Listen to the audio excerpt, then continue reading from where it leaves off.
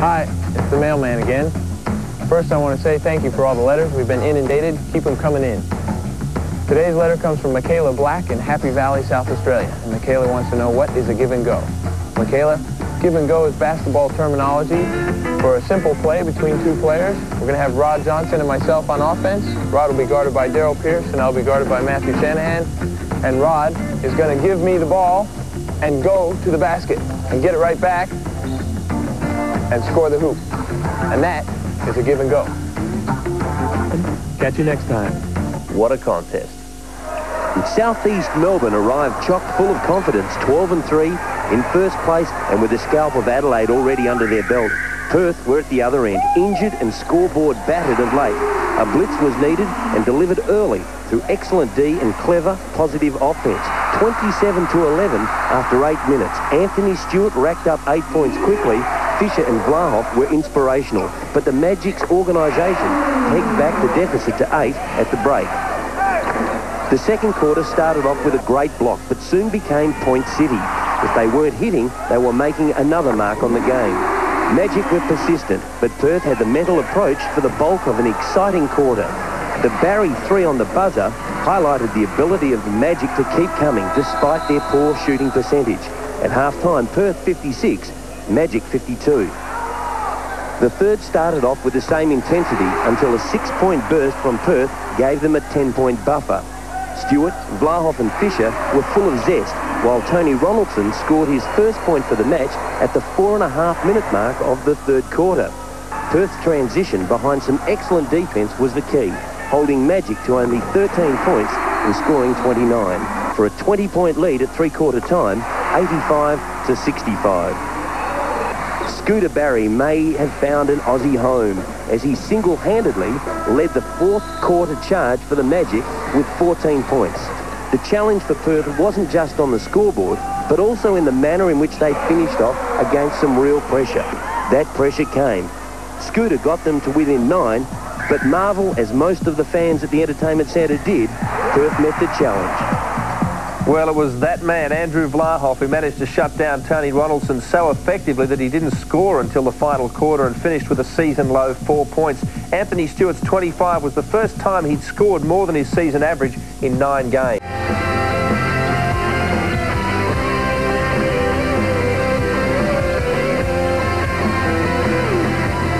Okay, so let's go. Well, this was a high-scoring game early. 26 points shared in the first 4 minutes. A great assist from Andre and Glenn Saville. The rookie points. Melvin Thomas is pretty strong too, shooting 87% for the first quarter, and why not when he gets that close, as he always does. Geelong, they tried to stay in touch. Justin Cass puts one down here off a nice little pass, gets clear, but they're down 38-25 at the change. Alan Black wondering where Geelong's defence was. Well, his was okay. Steve Voss, powerful block on the Terminator. Svaldenis and Mick Corcoran, when Lafleur was put under pressure, started to hit from outside. David Graham had only 2 points by half-time, but he bought into the game after that. Nice 3. And Geelong, well, they drifted away. 26 down. Mick Corcoran hits again. Steve Voss was in form too, good for 8 points as well as those big defensive plays. He banks it.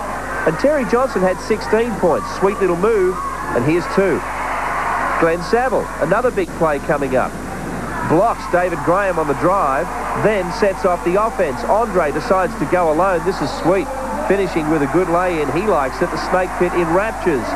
Can't say the same for the coaching staff of Geelong. Jim Calvin not happy. Dre, in fact, was in great form in this match. Alley-oop for Terry Johnson.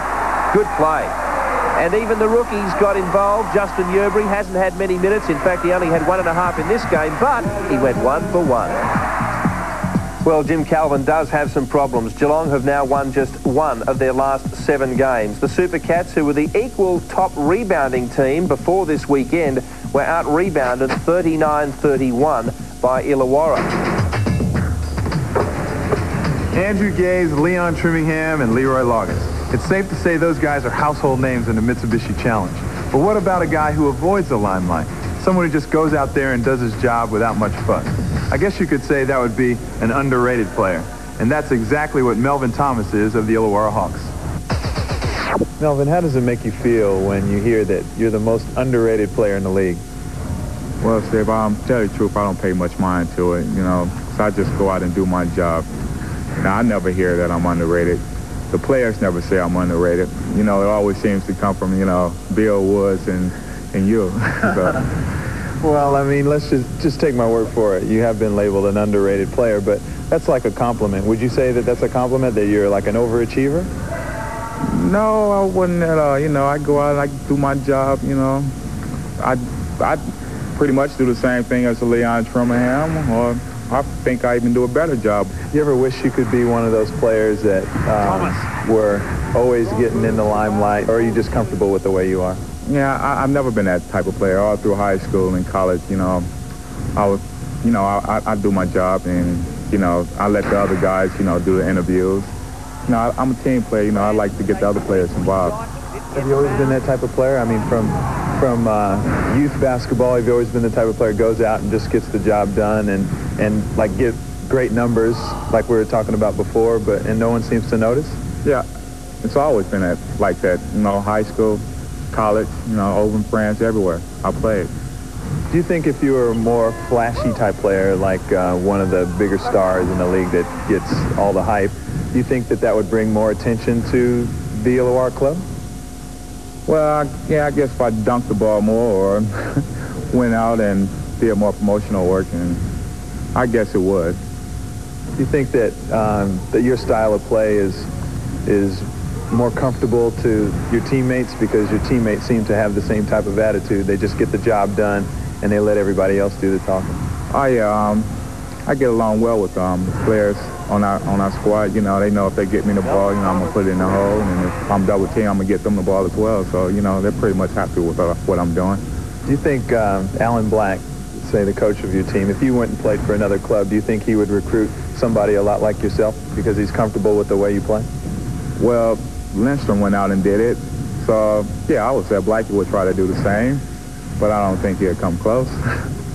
Or they'll slip away. Newcastle, coming off a road loss in Townsville, were in a pretty mean mood, so this was a big one. The green team got away to a good start at Carrara last night, with all-star Steve Woodbury controlling most things in offence and defence for the Rollers. The Gold Coast at one stage opened up a 10-point split over the Falcons with just 3 minutes to go in the first quarter. But a series of Gold Coast mistakes and a spectacular three-point Hail Mary on the buzzer from Sean Dennis saw the Falcons reduce the gap to 2 at the first break. The second quarter saw the Falcons go immediately to a zone in an attempt to throw the Gold Coast offence into disarray.